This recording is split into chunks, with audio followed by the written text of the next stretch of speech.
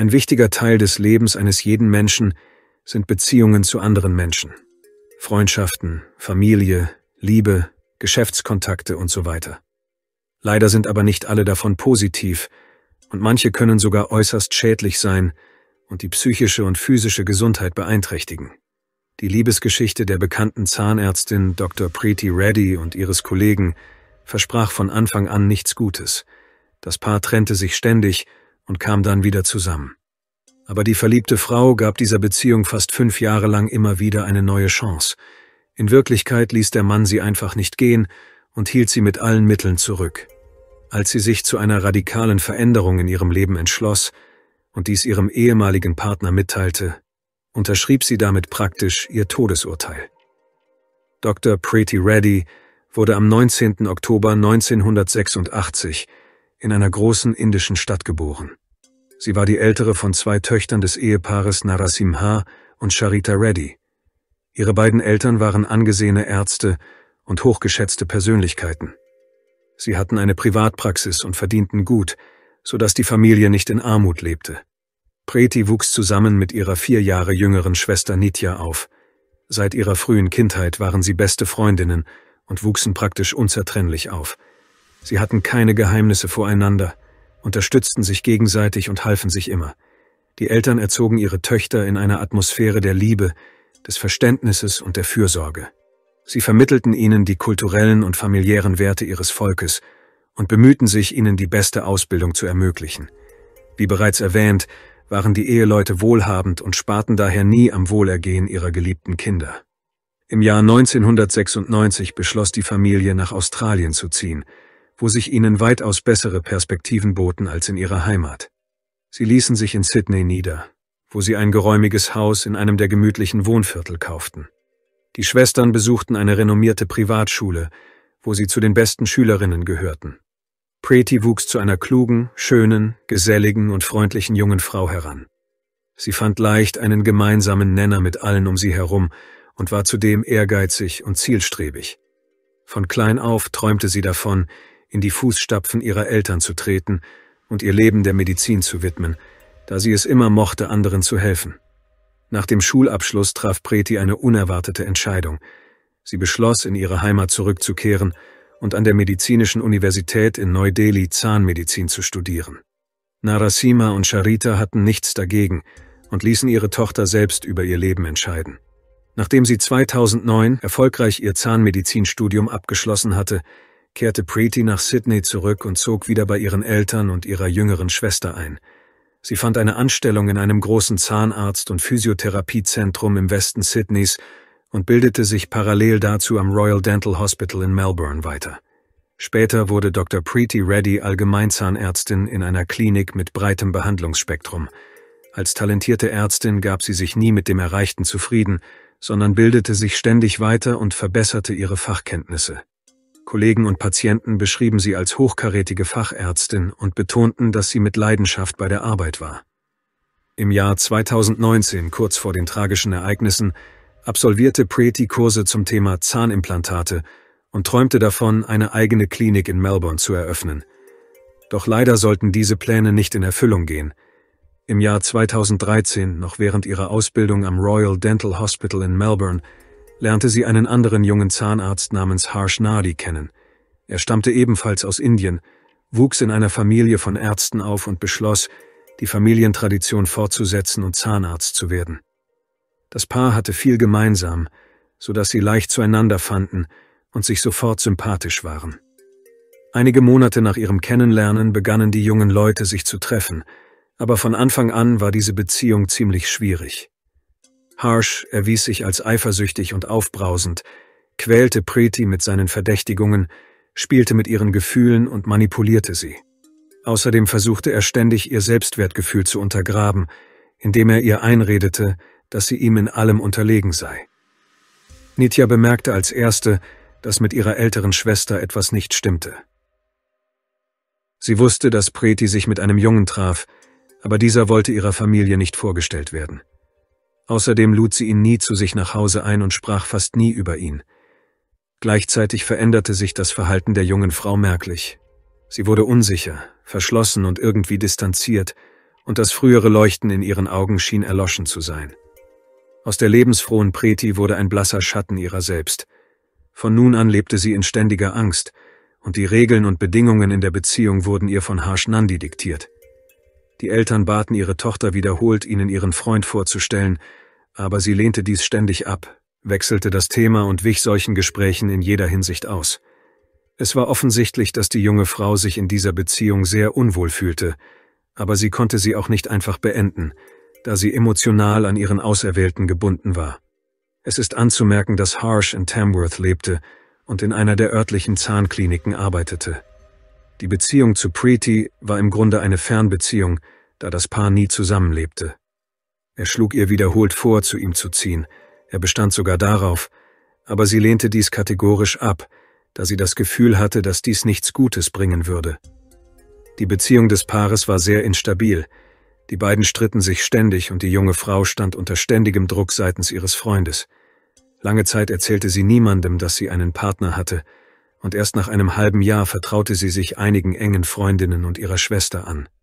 Nitya sah Harsh sogar mehrmals, aber dieser Mann gefiel ihr auf Anhieb nicht. Wie sie sich später erinnerte, hatte er etwas Abstoßendes und Unheimliches an sich. Im Jahr 2014 begannen Preti und ihr Freund, gemeinsam in der Öffentlichkeit aufzutreten, und ihre Beziehung war nun kein Geheimnis mehr. Dennoch stellte die junge Frau ihn ihren Eltern nicht vor und weigerte sich selbst, seine Familie zu besuchen. Bald darauf trennte sich das Paar jedoch, und nun verbarg Preti vor allen, dass sie nicht mehr zusammen waren. In der Folge wiederholten sich solche Situationen mehrfach. Mal verbarg die junge Frau die Beziehung, mal trennte sie sich von ihrem Liebsten, mal verschwieg sie, dass sie wieder zusammen waren. Offensichtlich war es Preti selbst unangenehm, eine so seltsame und instabile Beziehung zu führen, in der heftige Streitereien und Trennungen sich mit ebenso emotionalen Versöhnungen und Wiedervereinigungen abwechselten. Harsh warf Preti vor, dass sie sich überhaupt nicht für die Entwicklung ihrer Beziehung engagiere und sich weigere, zu ihm nach Tamworth zu ziehen, damit sie zusammenleben könnten.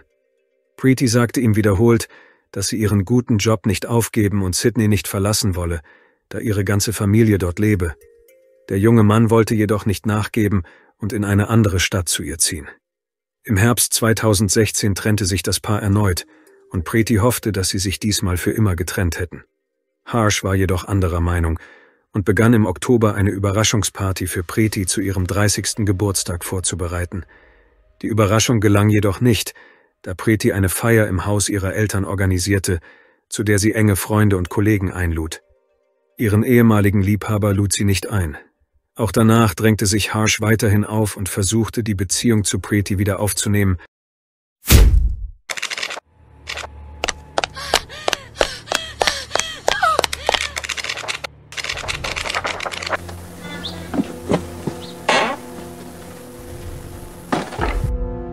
Das perfekte Geschenk zur Adventszeit. Erhältlich bei Amazon. Link in der Beschreibung. Indem er sie anflehte, ihm noch eine Chance zu geben, und versprach, sich diesmal zu bessern. Es ist erwähnenswert, dass der junge Mann, obwohl er seine Geliebte seelisch quälte, sie nie geschlagen hat, was wahrscheinlich eine wichtige Rolle spielte. Und Preti willigte ein, einen Neuanfang zu versuchen. Sie hatte immer noch zärtliche Gefühle für Harsh, weshalb es ihr so schwer fiel, endgültig mit ihm zu brechen. Außerdem übte er großen Druck auf sie aus und verursachte ihr quälende Schuldgefühle. Er behauptete, dass sie ihn leiden lasse und dass es wegen ihr sei, dass es zwischen ihnen nicht funktioniere. Im Jahr 2018 unternahm Preti einen letzten Versuch, die Beziehung zu ihrem Partner zu retten, aber bald wurde ihr klar, dass all ihre Bemühungen und Opfer zu nichts führten.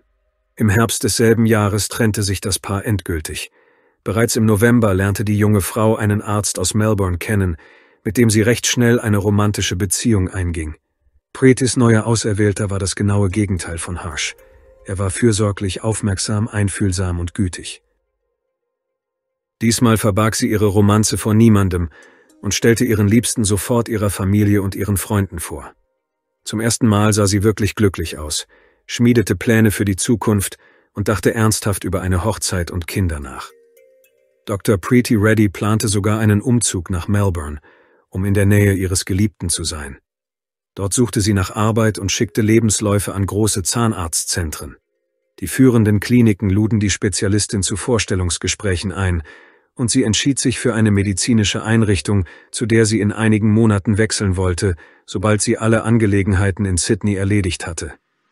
Im Dezember gestand die junge Frau ihren Freundinnen, dass sie noch nie zuvor so starke Gefühle empfunden hatte und die Vergangenheit offenbar endgültig hinter sich gelassen hatte. Ihre Umgebung freute sich aufrichtig für sie, aber das Glück währte nicht lange, denn bereits im Januar erfuhr Harsh Nandi von der neuen Romanze seiner ehemaligen Geliebten und kochte vor Wut. Er suchte sie auf, um sie zu überzeugen, zu ihm zurückzukehren. Er schrieb ihr, rief sie an, aber Preeti ignorierte ihn hartnäckig. Im Februar gestand Harsh während eines Telefongesprächs mit seinem Bruder, dass er sich mit Preetis Verrat nicht abfinden könne. Er betrachtete sie als sein Eigentum und empfand ihre neue Beziehung als Untreue.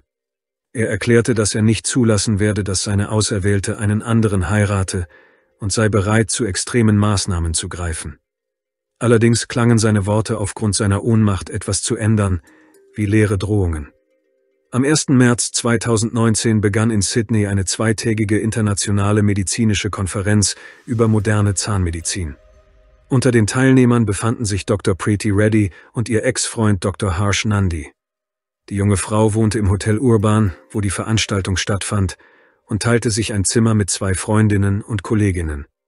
Der Mann wohnte im Hotel Swissôtel, das nur wenige Blocks vom Veranstaltungsort entfernt lag.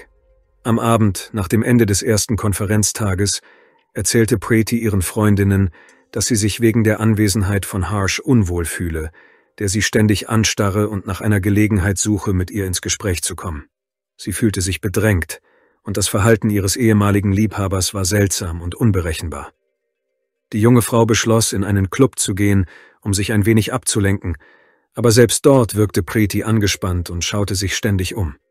Der zweite Tag der Konferenz verlief nicht weniger angespannt. Harsh versuchte erneut mit aller Kraft, Preetis Aufmerksamkeit zu erregen. Er folgte ihr auf Schritt und Tritt und überzeugte sie davon, dass sie sich treffen und unterhalten müssten. Die junge Frau wusste nicht, was sie tun sollte, und ihre Freundinnen flehten sie an, nicht nachzugeben. Trotz aller Überredungsversuche willigte Preeti nach Ende der Konferenz doch ein, sich mit ihrem Ex-Freund zu unterhalten.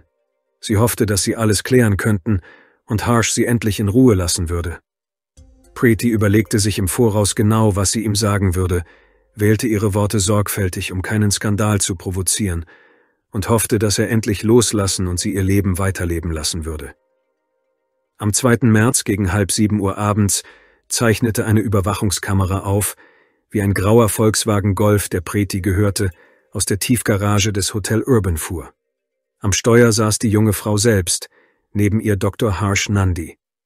Etwa eine Stunde später fuhr Preetis Auto auf den Parkplatz des Restaurants Ravishan und die beiden betraten gemeinsam das Lokal.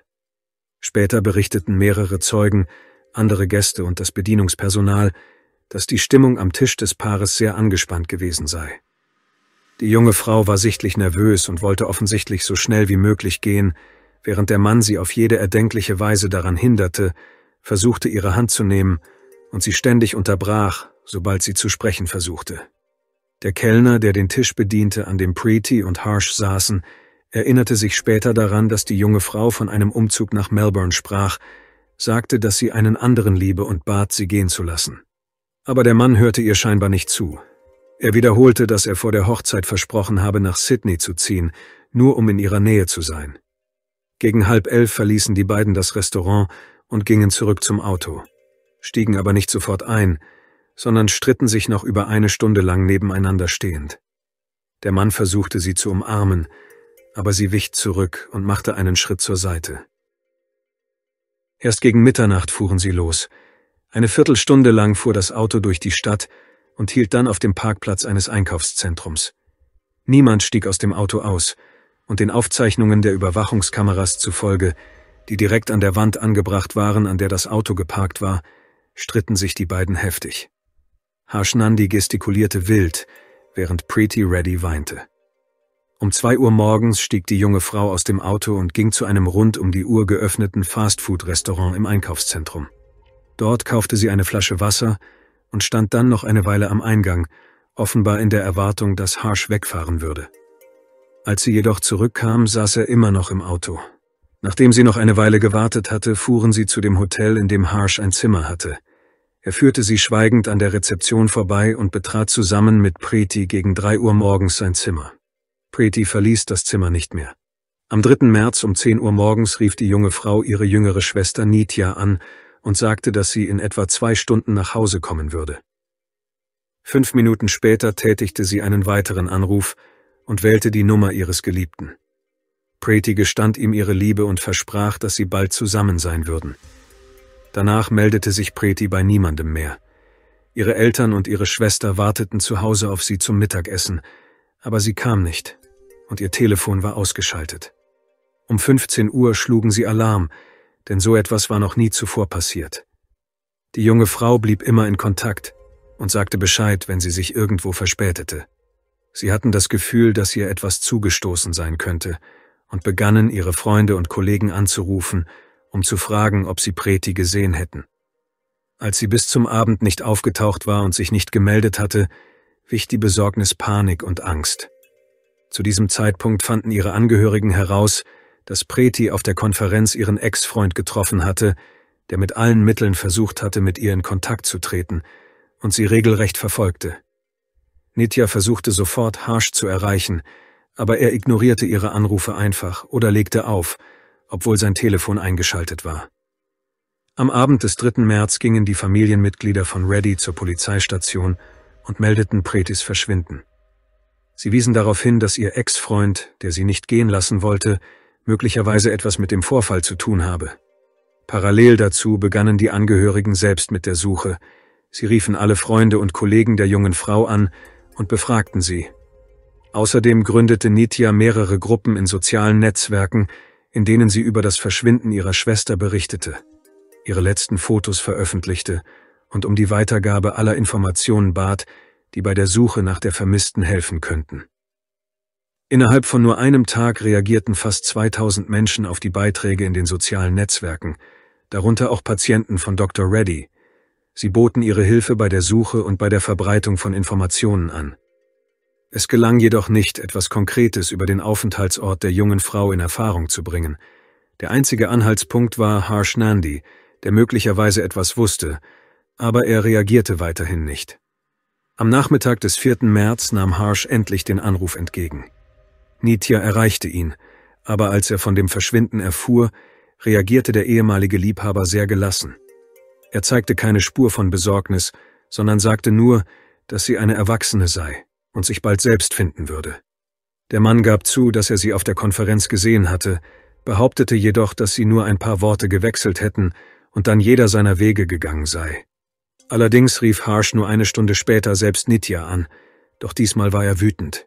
Er schrie und verlangte von ihr eine Erklärung, warum sie seine Eltern, Freunde und Kollegen angerufen und sie nach Preeti gefragt hatte. Außerdem warf der Mann der Familie Reddy vor, ihn ohne Beweise zu verdächtigen und damit seinen makellosen Ruf zu ruinieren. Dieses Verhalten wirkte äußerst seltsam. Es schien, als würde es den Mann überhaupt nicht interessieren, dass seine Ex plötzlich verschwunden war und möglicherweise in Schwierigkeiten geraten war. Aber gleichzeitig ärgerte es ihn, dass die junge Frau von ihren Verwandten und Freunden aktiv gesucht wurde. Als bekannt wurde, dass Preeti sich bereit erklärt hatte, mit ihrem Ex-Freund zu Abend zu essen, wurde klar, dass er der letzte Mensch gewesen sein könnte, der sie lebend gesehen und mit ihr gesprochen hatte. Die Angehörigen der Vermissten setzten sich sofort mit Harsh Nandi in Verbindung und forderten ihn auf, sich selbst bei der Polizei zu melden, um eine Aussage zu machen, bevor er offiziell vorgeladen würde. Am selben Tag kam Harsh nach Sydney und erschien auf der Polizeiwache, wo er erklärte, dass er bei den Ermittlungen helfen und alles erzählen wolle, was er wisse. Sein Aussehen und sein Verhalten machten die Polizisten sofort misstrauisch, da der Mann sehr nervös war, schwitzte, wild gestikulierte und ständig von seinem Platz aufsprang. Er gab zu, dass er Preeti Reddy nicht nur auf der Konferenz gesehen hatte, sondern auch am 2. März mit ihr zu Abend gegessen hatte. Laut Harsh hatten sie alles geklärt und ihrer langjährigen Affäre ein Ende gesetzt, woraufhin er ihr ein Taxi gerufen habe und sie danach nicht mehr gesehen habe. Allerdings gab es in seiner Erzählung viele Unstimmigkeiten, und als der Mann gebeten wurde, die Ereignisse des Abends noch einmal zu schildern, begann er sich in den Details zu verheddern und sich selbst zu widersprechen. Trotz aller Ungereimtheiten gab es nichts, was man Harsh unmittelbar vorwerfen konnte, und so wurde er freigelassen. Am Ende erwähnte der Ermittler, dass derzeit alle Überwachungskameras durchsucht würden, die die Bewegungen von Preti und Harsh an diesem Abend aufgezeichnet haben könnten. Erst nach Auswertung der Aufzeichnungen werde es möglich sein, das gesamte Bild und die Chronologie der Ereignisse zu rekonstruieren. Die Worte des Ermittlers hatten eine starke Wirkung auf Harsh, dessen Gesichtsausdruck sich merklich veränderte. Ein paar Stunden später kehrte er selbst zur Polizeistation zurück und stellte klar, dass er kein Taxi für Preti gerufen habe, sondern dass sie selbst mit ihrem Auto weggefahren sei, mit dem sie ursprünglich zum Restaurant gekommen waren. Auf die Frage, warum er wissentlich falsche Angaben gemacht hatte, antwortete der Mann, dass er einfach nervös gewesen sei und nicht gedacht habe, dass solche Details von Bedeutung sein könnten. Am selben Abend, dem 4. März, wurde bekannt, dass sich auf der Autobahn New England ein schwerer Verkehrsunfall ereignet hatte, bei dem eine Person ums Leben gekommen war. Wie sich herausstellte, war ein BMW mit hoher Geschwindigkeit auf die Gegenfahrbahn geraten und direkt unter einen LKW gefahren. Durch den Frontalzusammenstoß starb der Fahrer des PKW noch am Unfallort. Die Identität des Verstorbenen wurde fast sofort festgestellt. Es handelte sich um Dr. Harsh Nandi. Aber wie kam es zu diesem absurden Unfall auf einer fast leeren Straße? Den Aufzeichnungen der Überwachungskameras zufolge trat Harsh Nandi das Gaspedal durch und lenkte sein Auto direkt unter die Räder des Lastwagens. Das Geschehen ähnelte einem freiwilligen Abgang aus dem Leben, und bald fand sich dafür eine Bestätigung. Offensichtlich hatten die Worte der Ermittler, dass alle Aufzeichnungen der Überwachungskameras überprüft und anhand dieser die gesamte Kette der Ereignisse rekonstruiert werden würden, einen starken Einfluss auf Harsh gehabt. Der Mann begriff, dass die Polizei bald herausfinden würde, wo und wie er und Preti diesen verhängnisvollen Abend verbracht hatten, Zeugen befragen und erfahren würde, dass die junge Frau zu ihm ins Hotel gefahren war und nicht zurückgekehrt war. Bereits am Tag nach dem Tod des Verdächtigen wurde in einem ruhigen Wohnviertel am Stadtrand von Sydney der vermisste Volkswagen Golf gefunden, der Preti Reddy gehörte. Im Kofferraum des Autos lag in einem großen blauen Koffer die verstümmelte Leiche der jungen Frau. Wie die Kriminaltechniker später feststellten, war die Todesursache ein Schädel-Hirntrauma sowie 11 Stichwunden im Nacken und Rücken. Ein paar Tage später, nachdem die Polizei alle Daten aus den Überwachungskameras gesammelt und mit Zeugen gesprochen hatte, gelang es, die Kette der Ereignisse, die zu diesem tragischen Ende geführt hatten, detailliert zu rekonstruieren. Nun fügte sich alles zusammen. Am 2. März hatte Preti sich bereit erklärt, sich mit ihrem Ex-Freund zum Abendessen zu treffen, offenbar in der Hoffnung, alles zu klären und einen Schlussstrich unter ihre Beziehung zu ziehen. Der Kellner hörte nur Bruchteile ihres Gesprächs und offenbar verlief die Unterhaltung nicht reibungslos. Zeugenaussagen zufolge wirkte die junge Frau niedergeschlagen und verängstigt.